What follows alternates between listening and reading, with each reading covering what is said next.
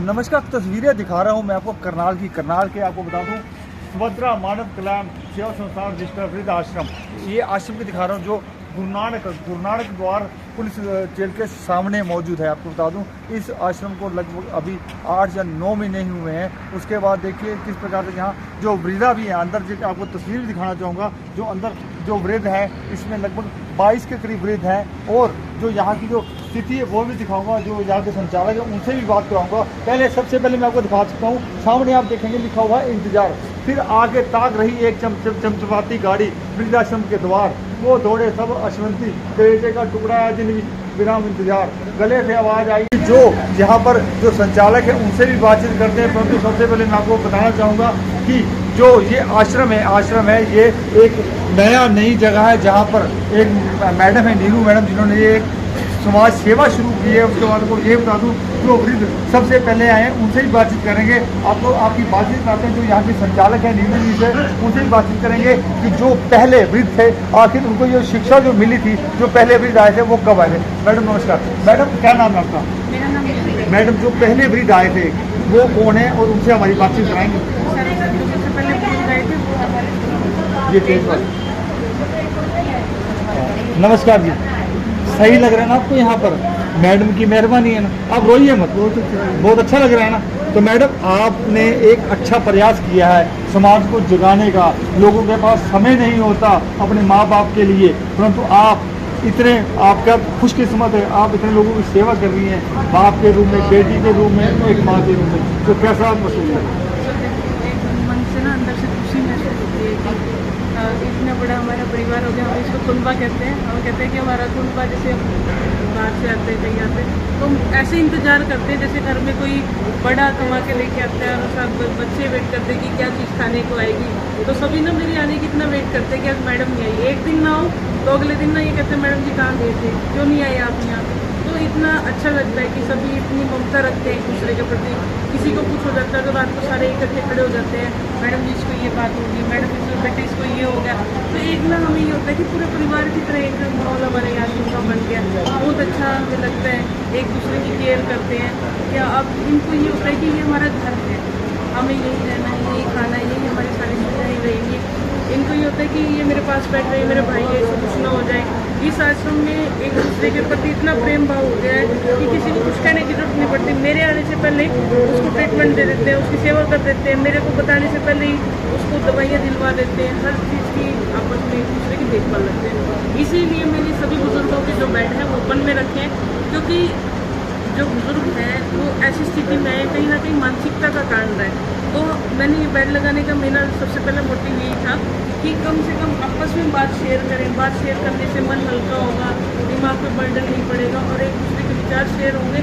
तो जो अंदर जो दर्द दबाए बैठे हैं हमारे बुजुर्ग वो बाहर निकलेंगे और आगे का जो जीवन है वो तो ये थे हमारे साथ जो संचालक है नीलू जी, जिनका मानना है एक ये परिवार ही बन चुका है, ये उनके बगैर नहीं रह सकते और परिवार के जो बाकी सदस्य हैं वो उनके बगैर नहीं रह सकते। तो तस्वीरों को ज़्यादा से ज़्यादा शेयर अवश्य कर दिए। लाइव तस्वीर देखिए आपने करनाल के कैथल। मैडम आपने सुभद्रा मानव कल्याण सेवा संस्थान खोला हुआ है, तो बताएंगे कि आपको ये जो एक ज्ञान है, ज्ञान कहाँ से मिला, आपको कहाँ से प्रेरणा मिली कि आपने ये कार्य करना है?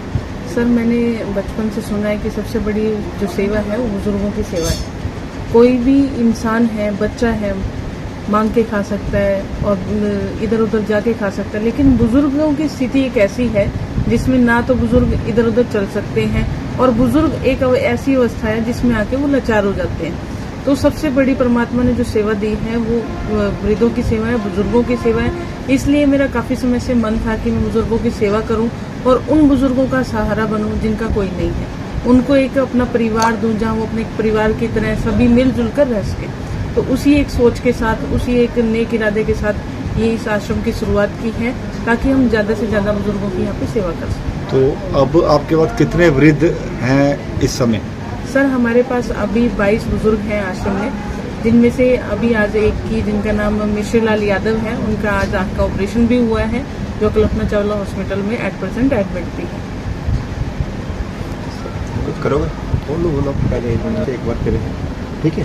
जी, नाम है नीलू और भी होते हैं, सब चीज होने के बावजूद भी आजकल बच्चे जो है वो माँ बापों की सेवा नहीं कर रहे हैं। कई बार आपने देखा है कि जब माँ बाप बुजुर्ग हो जाते हैं तो उनको निकाल देते हैं। तो ऐसे में जब परिवार के लोग सेवा नहीं कर रहे हैं तो आप जब इस तरीके की सेवा करते हैं तो आपको कैसी अभिभूति होती है और किस तरीके के आपके अंदर एक मन में जो चेष्टा है, एक प्रेरणा है, वो कैसे जागती है? सर मेरे को कई बार तो जब मैं ऐसे बुजुर्गों को देखती हूँ जिनके बच्चे 10-10 बच्चे हैं और फिर भी एक बच्चा भी उनकी सेवा नहीं कर रहा, तो एक बार तो मन में गुस्सा आता है कि ऐसे बच्चों का पैदा होने का क्या मतलब, क्या उनका इस संसार में रहने का तात्पर्य बनता है जब वो अपने माँ बाप की सेवा ही नहीं कर सकते। 10 बच्चे होके एक बुजुर्ग की सेवा नहीं कर सकते। एक बुजुर्ग ने सारी जिंदगी उन 10 बच्चों को पाला, पढ़ाया, लिखाया और आज इस काबिल बनाया कि वो एक इस समाज में, इस संसार में एक अच्छे से जीवन व्यतीत कर रहे हैं। तो फिर भी हम देखो नेगेटिव थॉट्स की तरफ तो नहीं जाते, लेकिन जितना मेरे से कोशिश बन पड़ती है मैं उस बुजुर्ग की मदद करती हूँ। उनको आश्रम में हम लेके आते हैं, उनकी सेवा कर रहे हैं और कहीं ना कहीं इन बुजुर्गों से हमें ये सीख मिलती है कि आने वाले टाइम में कुछ भी करने से पहले अपनी जो है कुछ ना कुछ हिस्सा अपनी प्रॉपर्टी का है या अपने मकान का है अपने पास रखें, ताकि बच्चे इसके लालच में तो कम से कम बुजुर्गों की सेवा करें। मैडम मेरी एक चीज़ और भी जानना चाहूँगा कि आज के बच्चों को माँ बाप जो है वो शिक्षा के क्षेत्र में बहुत ज़्यादा जो बच्चे पढ़ रहे हैं, शिक्षित हो रहे हैं, अनुभव हो रहे हैं, लेकिन उसके बावजूद भी शिक्षा का ग्रहण करने के बावजूद भी बच्चों के जो संस्कार होने चाहिए, माता पिता के प्रति जो एक प्रेम और सद्भाव होना चाहिए, वो कहीं नजर नहीं आ रहा है। उस पर क्या? सर देखो आज का जो समाज है माना 80% शिक्षित हो चुका है।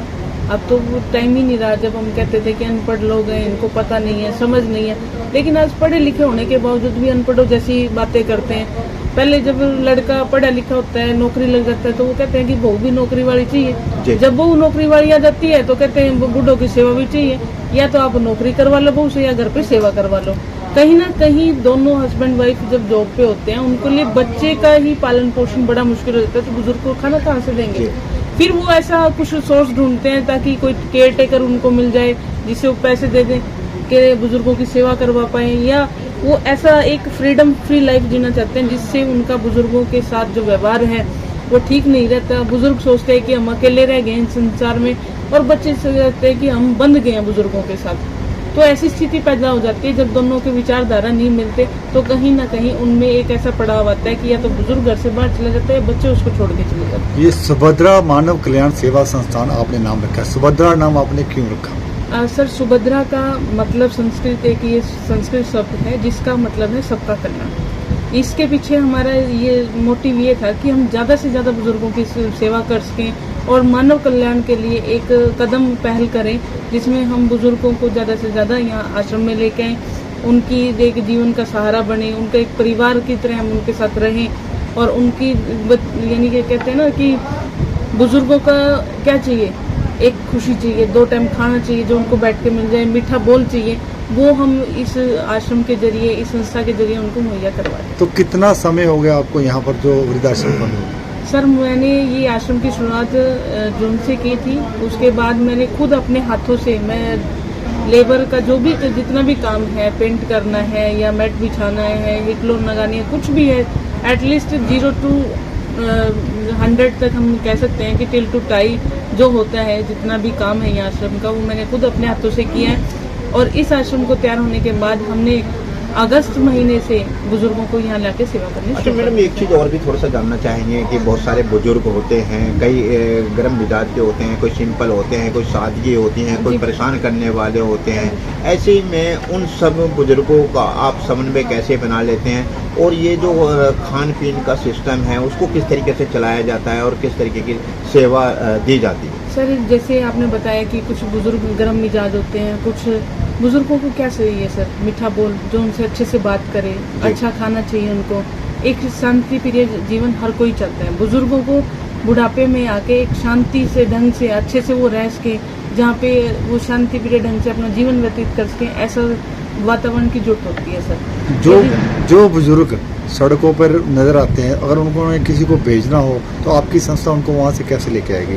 सर सबसे पहले तो हम जितने भी हमारे समाज सेवी हैं उनको कहीं पे भी कोई भी ऐसा बुजुर्ग मिलता है तो हम तो पहले उनसे उन बुजुर्ग की फ़ोटो और लोकेशन मंगवाते हैं कि वो कहाँ पर है, कैसी स्थिति में है, एक हम सबसे पहले सर कोई भी बुजुर्ग आता है आधार कार्ड मैंडेटरी रखा हुआ है, क्योंकि कल को कोई बात हो जाती है, पुलिस वेरिफिकेशन हम करवाते हैं, क्योंकि आजकल क्राइम करके भी लोग ऐसे आश्रम का सहारा ढूंढते हैं ताकि उनको कोई ढूंढ ना सके और वो बिना क्राइम करके बिना किसी टेंशन के आश्रमों में रह सकें। तो इसलिए आधार कार्ड का मस्ट है सर। कोई भी बुजुर्ग यहाँ आता है तो हमें लोकेशन भेज दें, हम खुद उन बुजुर्गों को लेके आएंगे हमारे पास और सेवा करेंगे। मैडम नंबर भी फ्लैश करेंगे सर, हमारे आश्रम के एक नंबर- चीज़ और भी जानना चाहूँगा मैं कि मैडम जिस तरीके का किसी भी आपको वृद्ध आश्रम को यहाँ पर रख रहे हैं तो उसके बारे में किस तरीके के उसकी जांच का किस तरीके का किया जाता है, थोड़ा सा उस पर। सर कोई भी बुजुर्ग हमारे पास यहाँ आता है, एक तो हम उसकी पुलिस वेरिफिकेशन करवाते हैं, दूसरा उनका मेडिकल चेकअप हम करवाते हैं ताकि किसी बुजुर्ग को कोई गंभीर बीमारी तो नहीं है, क्योंकि यदि ऐसी कुछ होती है तो हम स्टार्टिंग से उसका ट्रीटमेंट स्टार्ट करवा देते हैं। ये दो चीज़ें मैंडेटरी रहती हैं सर। तीसरा होता है आधार कार्ड। कल को कोई बात हो जाती है ना, किसी के साथ दुर्घटना हो जाती है, अनहोनी हो जाती है, तो उसके लिए भी हमें आधार कार्ड की जरूरत पड़ती है। आम आदमी और समाज के लिए कोई संदेश देना चाहेंगे आप? सर मेरा सभी समाजसेवी भाइयों से और जितने भी हमारे ये समाजसेवी संस्था है सभी से ये विनती है कि कोई भी बुजुर्ग आपको ऐसा मिले जिसको आश्रम की नीड है, जिसको सेवा की जरूरत है, तो हमें संपर्क करें, हमारे आश्रम में संपर्क करें। हमारे आश्रम के नंबर हैं 8571022736, 8571002732। इन नंबर पे हमें संपर्क कर सकते हैं। तो आपकी संस्था को किसी और भी संस्था मोबाइलाइज कर रही है या आप अकेले ही हैंडल कर रहे हैं? सर अभी तो मैं अकेले ही इस संस्था को चला रहे हैं, लेकिन कुछ भाई हमारे यहाँ समाज सेवी ऐसे हैं जो आगे बढ़ के हमारा साथ दे रहे हैं। आज ही जैसे आप यकीन नहीं करोगे, भाई सुरेश जैन जी हैं यहाँ सदर बाजार से, उन्होंने हमें आश्रम के लिए पंखों की सेवा दी है। 7 पंखे हमारे आश्रम में भिजवाए हैं ताकि बुजुर्ग गर्मी में न रह के पंखों के नीचे आसानी से अपना जीवन व्यतीत कर पाएंगे। तो इससे पहले भी किसी संस्था द्वारा किसी समाज सेवी द्वारा मदद की है? इनसे पहले भी एक प्रदीप भाई हैं, राइट्स डायरेक्शन वाले हैं, उन्होंने हमें कूलर की सेवा दी है और करीबन 20 दिन हो गए इस सेवा को दिए हुए। तो कुछ है कि जो समाज सेवी हैं आगे बढ़ के आ रहे हैं, बुजुर्गों को देख रहे हैं इनको किस चीज़ की जरूरत है, तो वो धीरे धीरे बढ़ा भी रहे हैं। वृद्ध आश्रम में कितने लोग शामिल होंगे? सर अभी हमारे आश्रम में 22 बुजुर्ग हैं। 22 हाँ बुजुर्ग। जी महिलाएं भी हैं उसमें? जी, हमारे पास 4 महिलाएं हैं सर। तो लोकल हैं या बाहर से हैं ये सारे? सर हमारे पास जो बुजुर्ग हैं वो हरियाणा से भी हैं, MP से भी हैं, एक राजस्थान गुजरात से हैं, केरला से हैं, पश्चिम बंगाल से। जो इनमें से कुछ लोग हैं उनके परिवार हैं या उनको घर से निकाला? सर हमारे पास 1-2 बुजुर्ग ऐसे हैं जिनके परिवार हैं, अदरवाइज और बुजुर्ग ऐसे हैं जिनके परिवार नहीं है। धन्यवाद। ठीक।